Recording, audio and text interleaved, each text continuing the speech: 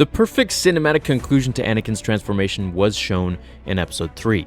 He turns into Darth Vader perfectly, where we go through his journey and breakdowns and finally end up on Mustafar, where he's burning alive and sealing his fate into the mask itself. Once raised on the table, Vader asks if Padme is safe, if she's alright, where Sidious tells him that in his anger, he killed her.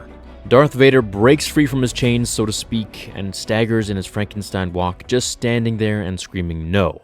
It's definitely one of the most talked about and cringe-worthy moments in all of Star Wars, as it just feels a little bit overdramatic. I think a show of power in this scene would have sufficed and been perfect, which is what we got in the canon comics, picking right up from this scene. However, while most people think that this line was the only thing they might have thought of, it really wasn't. We were supposed to get something else, something really cool.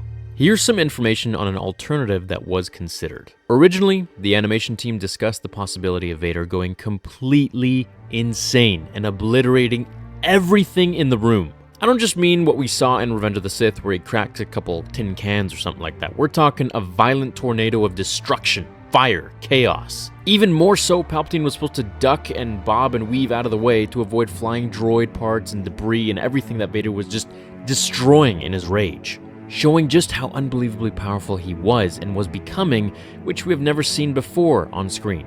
While it's true that Vader lost a ton of power, being sliced up and burned on Mustafar, he did indeed gain a lot of power too at the same time. That's what the dark side does. The more you suffer and lose in life, the more you use it to feed your powers and in turn, make you stronger. It's a super vicious cycle